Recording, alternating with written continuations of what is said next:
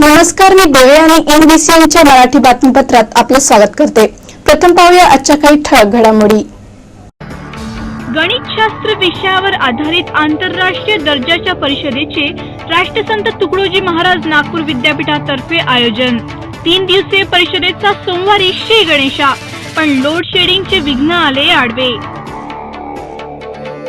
बैद्यनाथ चौकातील bank ATM फोडण्याचा चोरट्यांचा असफल प्रयत्न, सीसीटीव्ही कॅमेऱ्यात चोरटे मात्र कैद।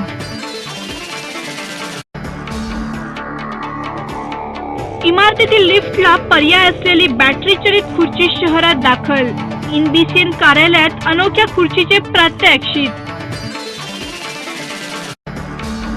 आता वृत्त सविस्तरपणे। नागपूर विद्यापीठाच्या गणितशास्त्र विभागातर्फे शहरात international conference on recent advance in mathematics 2014 घेतली जात आहे। सोमवारी विद्यापीठाच्या गुरु नानक सभागृहात या परिषदेचे उद्घाटन झाले। मात्र कार्यक्रमात विद्युत भार नियमाचे विघ्न अडसर ठरले। यामुळे ही परिषद सुरुवातीचे काही तास अंधारातच घेण्यात आली। जगातील विविध शास्त्रांच्या अभ्यासात गणितशास्त्राला अनन्यसाधारण महत्त्व आहे। कारण विज्ञानाच्या क्षेत्रातील महत्त्वपूर्ण विषय भौतिकशास्त्र, रसायनशास्त्र, भूमिती आणि संख्याशास्त्र या सर्व शास्त्रांचा पाया किंबहुना गणितशास्त्रावरच आधारित आहे। अशा या गणितशास्त्रात आंतरराष्ट्रीय स्तरावर काय संशोधन केले जात आहे या विषयाला अनुसरून एका परिषदेचे आयोजन करण्यात आले आहे। नागपूर विद्यापीठातर्फे आयोजित या परिषदेचा सोमवारी गुरु नानक सभागृहात श्री गणेशा झाला। मात्र लोड शेडिंगचं विघ्न येथेही आडवा आलंच। परिषद सुरू असतानाच अचानक विद्युत पुरवठा खंडित झाला। त्यामुळे ही परिषद काही काळ स्थगित करण्यात आली होती। अशातच जनित्राची पर्यायी व्यवस्था येथे उपलब्ध नसल्याने सभागृहातील अंधारातच उपस्थित मान्यवरांनी आपली भाषणे ठोकली। मात्र आंतरराष्ट्रीय परिषदेत विदेशातून आलेल्या गणित तज्ज्ञांपासून नागपूर विद्यापीठाचा गलथानपणा लपू शकला नाही। पर्यायच उपलब्ध नाही म्हटल्यावर आयोजकांनी अगदी थोडक्यातच सोमवारी या परिषदेला आवर्ते घेण्यात आपलं शहाणपण मानलं। यावेळी उपस्थित नागपूर विद्यापीठाचे कुलगुरू डॉक्टर विलास सपकाळ यांनी एनबीसीएन प्रतिनिधीशी बोलताना आयोजित परिषदेच्या उद्देशावर प्रकाश टाकला। कॉन्फरन्स मॅथमॅटिक्स, फिजिक्स अशा कंबाईंड विषयावर असल्यामुळे जगभरातले फार एक्सपर्ट लोक आलेले आहेत। त्यांच्या माध्यमातून आपण संशोधनासाठी सहकार्य करू शकतो। त्याचबरोबर नवीन नवीन रिसर्च प्रोजेक्ट्स आपण आयडेंटिफाय करू शकतो। आपल्या विद्यार्थ्यांना पण अशा एक्सपर्ट लोकांचे लेक्चर्स पण ऐकायला मिळतील आणि त्यांच्यासोबत कॉपरेशनची पण फ्युचरमध्ये प्रयत्न करता येईल। आणि ही कॉन्फरन्स विद्यापीठात 50 वर्ष पूर्ण झाल्यामुळे मॅथमॅटिक्स डिपार्टमेंट 3 दिवस चालणाऱ्या या आंतरराष्ट्रीय परिषदेत गणितशास्त्रातील नवीन संशोधनावर सांगोपांग चर्चा होणार आहे, ज्याचा लाभ शहरातील गणितशास्त्राच्या अभ्यासूंना होणारच। सोमवारी झालेल्या या परिषदेत डॉक्टर विलास सपकाळ, डॉक्टर देशमुख, महापौर अनिल सोले यासह अन्य गणित तज्ज्ञ उपस्थित होते। कॅमेरामॅन जितेंद्र खापरेसह अमोल ठाकरे, एनबीसीएन न्यूज, नागपूर।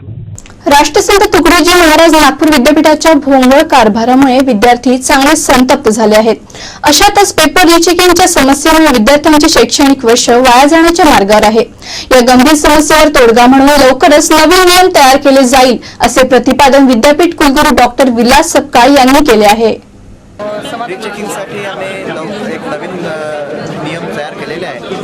त्या माध्यमातून आम्ही लवकरात लवकर रिव्हॅल्युएशनचे रिझल्ट देणार आहोत। राष्ट्रभाषा हिंदीच्या प्रचारासाठी कार्य करणाऱ्या कार्यकर्त्यांचं शिबिर उपराजधानीत आयोजित करण्यात आले होते। अद्भुत बहुउद्देशीय संस्थेतर्फे रविवारी बाबूराव धनवटे सभागृहात आयोजित या कार्यक्रमादरम्यान हिंदीच्या प्रचारात मोलाचे योगदान देणाऱ्या मान्यवरांचा यथोचित सत्कार करण्यात आला। कार्यक्रमाला सेवाग्राम मेडिकल हॉस्पिटलचे माजी अधिष्ठाता डॉक्टर ओमप्रकाश गुप्ता प्रमुख अतिथी म्हणून उपस्थित होते। यावेळी डॉक्टर करुणा उमरे, ॲडव्होकेट रेखा बारहाते यांच्यासह अनेक मान्यवरांची उपस्थिती होती। गरीब बच्चों के लिए काम करते हैं, समाज के स्त्रियों के लिए काम करते हैं और जो हिंदी के प्रचार में लगातार हिंदी सेवा करते हैं उनके लिए दीर्घकालीन हिंदी सारस्वत सम्मान से हम लोग शिविर सारस्वत सम्मान करते हैं। हमने पिछली बार प्रथम संगोष्ठी थाईलैंड में भी गई थी, इस बार मॉरिशस में हो रहे, उसमें भी हम भारत के 11 लोगों को वहाँ सम्मानित करते हैं। वहाँ 17 जगह रहता है, पूरा दिन का कार्यक्रम होता है। अधिकतर हम ग्रामीण क्षेत्र में अधिक काम करते हैं। हिंदी के प्रचार पत्र हमारे साथ बहुत लोग जुड़े हैं, हम जोड़ते भी हैं और हम लोग उनको प्रोत्साहित करते हैं, शिक्षा की व्यवस्था करते हैं, बच्चों को मदद करते हैं। दफ्तर, स्कूल, किताबों जो हमें डोनेशन मिलता है उनके नाम से हम लोग सभी को पुरस्कार देते रहते हैं। यह हमारा संस्था का एक कार्य है। सर आपका नाम बताइए। नरेंद्र भंडारे, मैं सचिव हूँ। हमारे अध्यक्ष हैं माननीय वैद्यनाथ अय्यर जी और सभी कार्य समिति है उसकी 11 लोगों की बॉडी है पूरे भारत देश। वैद्यनाथ चौकातील एटीएम मशीन अज्ञात चोरट्यांनी फोडल्याचे सोमवारी सकाळी उघडकीस आले, पण एटीएम मधील रक्कम चोरण्यात हे चोरटे सपशेल अयशस्वी ठरले आहेत। सध्या गणेशपेठ पोलिसांनी या प्रकरणात गुन्हा नोंदवून तपास सुरू केला आहे। नागपूरसारख्या शहरात बँक दरोडा घालणे चोर महाशयांसाठी मोठं आव्हानात्मक कार्य झालं आहे। बँकेतील कडक सुरक्षा व्यवस्था, कानाकोपऱ्यात लागलेले सीसीटीव्ही कॅमेरे आणि पोलीस यंत्रणांची सक्रियता या सर्व गोष्टी बघता कुख्यात चोरही असली हिम्मत करत नाही। मग सोपा उपाय काय? तर बँकेच्या आयत्या ओळीत स्थापित एटीएम मशीन फोडणे। पण या चोरपठ्यांना तेही जमत नाही हो। त्यामुळे या एटीएम मधील पैसे मात्र सुरक्षित राहतात, हे मात्र खरे। असाच एटीएम फोडण्याचा नसला उपद्व्याप काही अज्ञात चोरट्यांनी वैद्यनाथ चौकात रविवारी रात्री करून बघितला, पण एटीएम मशीन फोडणे यांना काही जमलं नाही। मात्र असं करत असताना हे चोरटे येथील सीसीटीव्ही कॅमेऱ्यात कैद झाले। सोमवारी सकाळच्या सुमारास ही गोष्ट येथील एका व्यक्तीच्या लक्षात आली। त्याने लगेच या घटनेची सूचना गणेशपेठ पोलिसांना दिली। पोलिसांनी घटनास्थळी दाखल होऊन इंडियन ओव्हरसीज बँकेच्या फोडलेल्या एटीएमची पाहणी केली। अभी ये घटना रात की है। अभी सीसीटीवी फुटेज में देखने के बाद ही वो कितने बजे हुआ, कितने लोग थे, क्या है वो पता चलेगा। तो उसके बाद तपास में वो सब। ये किस बैंक का एटीएम था और क्या कोई कैश लूटी गई है, क्या हुआ है, उसके बारे में क्या कहते हैं? ये ओवरसीज बैंक का एटीएम है। वो एटीएम फोड़ने का उन्होंने प्रयास किया लेकिन वो सफल नहीं हो पाए और कैश सब सुरक्षित है, बाकी कुछ नहीं, बाकी सब इस एटीएम सेंटर में गार्ड, सायरन सिस्टम, जो सुरक्षा के उपाय होते हैं उनकी स्थिति क्या थी आप लोगों? हाँ, ये बैंक वालों ने यहाँ गार्ड नहीं रखे और ना म्यूजिक सिस्टम नहीं रखे और बाहर जो सीसीटीवी फुटेज वो भी नहीं लगाए। सिर्फ अंदर का एक सीसीटीवी फुटेज है, वो अभी देखने के बाद पता चलेगा क्या है। या घटनेला प्रथमतः लक्षात आणणाऱ्या व्यक्तीने या घटनेची माहिती इनबीसीएन प्रतिनिधीला दिली आहे। सकाळी 8-8:30च्या दरम्यान मी इथे आलो असता मला पहिले मी आपलं ऑफिस ओपन केलं आणि बाहेर निघालो तर मला काहीतरी इथे पडल्यासारखं दिसलं एटीएम जवळ। मग मी जाऊन बघितलं असता तिथे मला एटीएम फुटल्याचं म्हणजे निदर्शनास आलं आणि त्वरित मी 100वरती फोन केला आणि पोलीसवाले वगैरे येऊन यांनी इन्क्वायरी चौकशी चालू केली। शहरात एटीएम फोडण्याचा प्रयत्न करण्याचे गुन्हे अलीकडे वाढू लागले आहेत। मात्र पैसे चोरीला गेल्याची घटना यामध्ये कुठेही घडली नाही। पण एटीएम मशीनींवर चोरांची वक्रदृष्टी कायम आहे, हे यातून पुन्हा एकदा स्पष्ट होत आहे। कॅमेरामॅन सनी भोंगाडेसह अमोल ठाकरे, इनबीसी न्यूज, नागपूर। रविवारी नागपूर विद्यापीठाच्या विद्वत परिषदेच्या बैठकीत NSUI कार्यकर्त्यांनी जबरदस्त तोडफोड केली। विद्यापीठाने प्रवेशबंदी घातलेल्या महाविद्यालयातील विद्यार्थ्यांना परीक्षेत बसू द्यावे अशी कॉलेज संस्था चालकांची मागणी होती, पण विद्यापीठाने अद्यापही याबाबत निर्णय न घेतल्याने आरोपी संस्था चालकांनी NSUI सोबत मिळून हे कृत्य केल्याचे कळते। विद्यार्थ्यांना शिकविण्यासाठी ज्या महाविद्यालयात पुरेसे शिक्षक नाहीत अथवा जिथे मूलभूत सोयींचा अभाव आहे अशा महाविद्यालयांविरुद्ध नागपूर विद्यापीठ प्रशासनाने कठोर पावले उचलली आहेत। या अंतर्गत विद्यापीठाने अशा 250 महाविद्यालयांना अवैध ठरवत सदर महाविद्यालयातील विद्यार्थ्यांना परीक्षा देण्याची परवानगी नाकारली आहे। यामुळे संबंधित शिक्षण संस्था चालक आणि विद्यार्थ्यांची चांगलीच कोंडी झाली आहे। परिणामी अनावधानाने अशा महाविद्यालयात प्रवेश घेतलेल्या विद्यार्थ्यांचे चालू शैक्षणिक वर्ष वाया जाण्याची चिन्हे जाणवू लागली आहेत। विद्यापीठाने अशा निर्दोष विद्यार्थ्यांना किमान परीक्षेस बसू द्यावे अशी मागणी NSUI संघटना आणि संस्था चालकांनी केली होती, पण याबाबत विद्यापीठ प्रशासनाने अद्यापपर्यंत कुठलाही ठोस निर्णय घेतलेला नाही। या विरोधात रविवारी NSUI आणि संबंधित संस्था चालकांचा रोष उफाळून आला। परिणामी दोघांनी मिळून रविवारच्या विद्वत परिषदेच्या बैठकीदरम्यान मोठी तोडफोड केली। ही बैठक रविवारी विद्यापीठाच्या दीक्षांत सभागृहात आयोजित करण्यात आली होती। मात्र तोडफोडीच्या घटनेने या बैठकीत चांगलाच गोंधळ उडाला। एकंदरीत चुकी संस्था चालकाची असली तरी निर्दोष विद्यार्थी विद्यापीठाच्या निर्णयाचे बळी ठरले आहे। त्यामुळे विद्यापीठ प्रशासनाने विद्यार्थी हित लक्षात घेणे ही काळाची गरज आहे। कॅमेरामॅन सनी भोंगाडेसह अमोल ठाकरे, इनबीसी न्यूज, नागपूर। नागपूर रेल्वे स्थानकाच्या पूर्वद्वार भागातील अतिक्रमण समस्या सध्या गंभीर रूप धारण करत आहे, ज्याविषयी गेल्या काही दिवसांपूर्वीच इनबीसीएन प्रतिनिधीने मनपाचे लक्ष वेधले होते। मात्र मनपाच्या अतिक्रमण विरोधी पथकाला याबाबत अद्यापही जाग आलेली नाही। नागपूर रेल्वे स्थानकावर यात्रेकरूंची असलेली गर्दी म्हणजे नेहमीचीच बाब। दररोज हजारो यात्रेकरू रेल्वेद्वारे प्रवास करत असतात। रेल्वे स्थानकाच्या पूर्वद्वारातून बाहेर पडणारे हे यात्रेकरू अडकतात ते अतिक्रमणग्रस्त ऑटो चालकांच्या फेऱ्यात आणि गोंधळात। या पार्श्वभूमीवर कॉटन मार्केटच्या बाजूला येणाऱ्या या रेल्वे पूर्वद्वाराकडील भाग अतिक्रमणात फसलेला आहे. याकरिता काढलेले पोलीस आणि मनपाचे अतिक्रमण विरोधी पथक देखील या अतिक्रमणग्रस्त भागाकडे कुठलेही लक्ष घालत नाही. मनपाच्या दुर्लक्षित कारभारामुळे येथील नागरिकांना अनेक समस्यांचा सामना करावा लागतो आहे. रेल्वे पूर्वद्वाराच्या रस्त्याच्या कडेला अवैध ऑटो स्टँड बसवलेला आहे. फुटपाथवर भिकारी, पानठेले, चहाच्या टपऱ्या, हातफेरीवाले या सर्वांनी आपले वर्चस्व जमविले आहे. बाईट 1. रेल्वे पूर्वद्वाराकडून येणाऱ्या यात्रेकरूंना या अतिक्रमण केलेल्या ऑटो चालकांकडून जबरदस्ती केल्या जाते. दिवसभराच्या झुंबडग्रस्त कारभारानंतर रात्री देखील येथे अंमली पदार्थांची सर्रास विक्री केली जाते. बाईट 2. रेल्वे पूर्वद्वारावरील या अतिक्रमणग्रस्त व्यवस्थेकडे मनपा प्रशासन आणि पोलीस अक्षरशः दुर्लक्ष करून दिसून येतात. परंतु या जनतेला होणाऱ्या या त्रासाकडे जर शासनाने लक्ष घातलं नाही तर नक्कीच जनतेचा रोष उफाळून यायला वेळ लागणार नाही. कॅमेरामॅन इरफान खानसह देवयानी मोहगावकर, BCN न्यूज, नागपूर. नाग नदी स्वच्छतेसाठी मागील वर्षी शहर मनपाने नाग नदी स्वच्छता अभियान राबविले होते, ज्या अंतर्गत कोटी रुपये स्वच्छतेवर खर्च केले गेले. मात्र सद्यस्थितीत या नदीची अवस्था पूर्वीप्रमाणेच झाली आहे.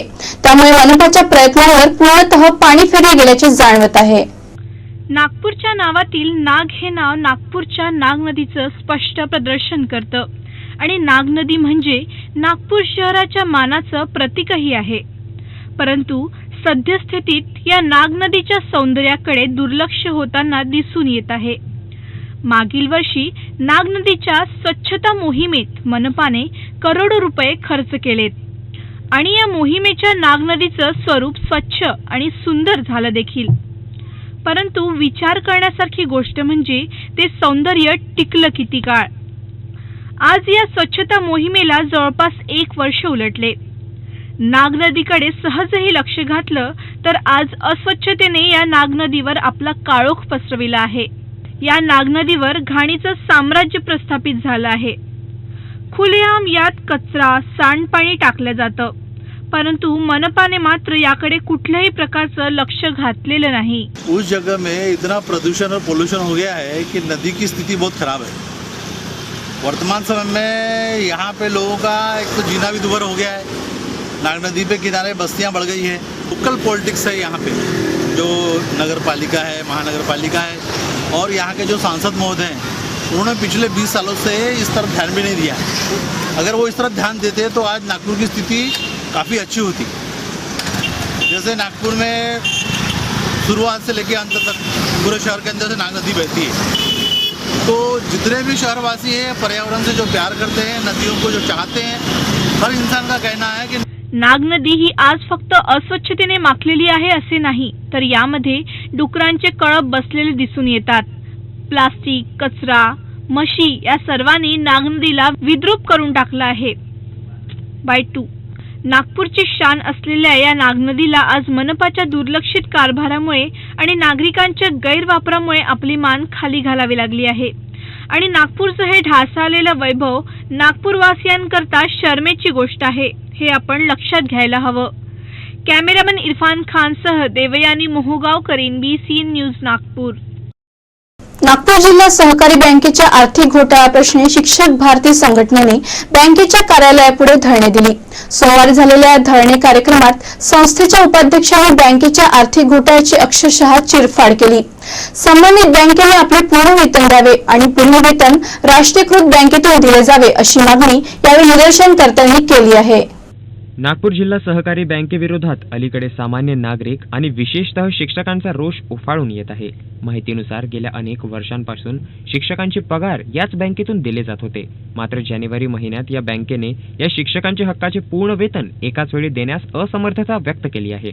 हे वेतन बँक टप्प्याटप्प्याने देत असल्याचे बोलल्या जात आहे. बँकेच्या नीतीविरोधात शिक्षक भारती या संघटनेचा रोष अखेर उफाळून आला. सोमवारी या संघटनेतर्फे संबंधित बँकेच्या गांधीसागर शाखेसमोर या अनुषंगाने जबरदस्त घोषणाबाजी करत धरणे दिले गेले. यावेळी संघटनेच्या उपाध्यक्षांनी बँकेचा गैरप्रकार बोट ठेवत शिक्षकांचे वेतन राष्ट्रीयकृत बँकेतून देण्याची मागणी केली. जर आमचे पगार पूर्णपणे पगार बँक देत नाही आहे. आमचा जर 50,000 पगार असेल तर बँक 5,000 घेऊन जा, 2,000 घेऊन जा, 3,000 घेऊन जा असं म्हणून शिक्षकांना वाटाण्याच्या अक्षिता देत आहे. त्याचं कारण हे आहे की ही बँक पूर्ण घोटाळ्यामध्ये डुबलेली आहे आणि आज या बँकेला तारण्यासाठी कुठलाही पैसा नाही. आमचे पगार ट्रेझरीतून जर 25 तारखेला पैसा यांच्या बँकेत जमा होतो तर तो पैसा गेला कुठे? शिक्षकांचा पगारापोटीचा जो पैसा आलेला आहे तो पैसा बँकेतून गेला कुठे हा आमचा प्रश्न आहे. आणि आमचे पगार हे बरोबर 1 तारखेला झाले पाहिजे, होत नाही म्हणून आम्ही हे धरणे आंदोलन या ठिकाणी देत आहे.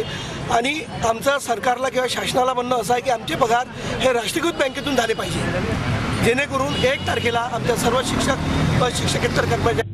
बँकेच्या आर्थिक गरिबीसाठी शिक्षकांना वेडीच धरल्या जात आहे, पण आपले वेतन टप्प्याटप्प्याने न देता एकाच वेळेस बँकेने द्यावे असंही ते यावेळी म्हणाले. आमच्या सर्व शिक्षक व शिक्षकेतर कर्मचाऱ्यांचे पगार होतील. आता रेग्युलर आहे, मागच्या महिन्यापर्यंत पूर्ण झाले. या महिन्याचे पगार जे आलेले आहेत ते त्यांनी पहिले 5,000 रुपयाप्रमाणे दिले. म्हणजे 50,000 माझा पगार असेल तर मला 5,000 दिले, दुसऱ्या दिवशी 5,000 दिले, 2 दिवसांनी 5,000 दिले. आमचा प्रश्न असा आहे की 50,000 पगार आहे, तुम्ही आम्हाला ॲट अ टाईम 50,000 का देत नाही? आमच्या घरी जर एखादी आजारी असेल किंवा कोणतं महत्त्वाचं काम असेल तर मग आम्ही पैसे आणायचे कुठून? तो आमचा पैसा आहे आणि शासनाने त्यांना दिलेला पैसा आमच्या हक्काचा पैसा आहे. आमचा पैसा मिळाला पाहिजे आणि याचा आणि ओढीचा कोणत्याही प्रकारचा संबंध नाही. या बँकेने ओढीतून ते पैसे कृपा करून कापू नये. शिक्षकांचा जेवढा पगार आहे तेवढा पगार त्यांना. नागपूर जिल्हा सहकारी बँकेचा असाच प्रकार गेल्या शनिवारी धंतोली शाखेत घडला होता. त्यामुळे बँकेच्या कारभारावर आणि ध्येय धोरणावर प्रश्नचिन्ह निर्माण झाले आहे. तेव्हा संबंधित बँक व्यवस्थापन शिक्षकांच्या समस्यांचे केव्हा निवारण करणार याकडे बहुतेकांचे लक्ष लागले आहे. कॅमेरामॅन जितेंद्र खापरेसह अमोल ठाकरे, NBC न्यूज, नागपूर. देशातील अग्रगण्य 4 चाकी निर्माता कंपनी टाटा मोटर्सने आपली नवीन कार टाटा नॅनो ट्विस्ट बाजारात विक्रीस आणली आहे. नागली शहरातील जायका मोटार्स तर्फे या कारचे लॉन्चिंग करण्यात आले. यावेळी उपस्थित टाटा नॅनोचे व्यवस्थापकीय संस्थापक यांनी कारच्या वैशिष्ट्याविषयी माहिती दिली. ग्राहकांच्या मागण्यांना लक्षात घेऊन टाटा कंपनीने आपली नवीन कार टाटा नॅनो ट्विस्ट सादर केली आहे. टाटाच्या नवीन उत्पादनातील खास बाब म्हणजे या कारमध्ये power steering, engine capacity 624 cc, 2 cylinders, MPFI engine सारख्या अनेक फीचर्सचा समावेश आहे. पॉवर स्टीअरिंगच्या सोयीमुळे या कारचा वापर आता सोपा होणार आहे. एकंदरीतच टाटाची ही नवीन कार म्हणजे छोटा पैक बड़ा धमाका सिद्ध होत आहे. प्राइस जो है वो कितने % से हाई हुई है?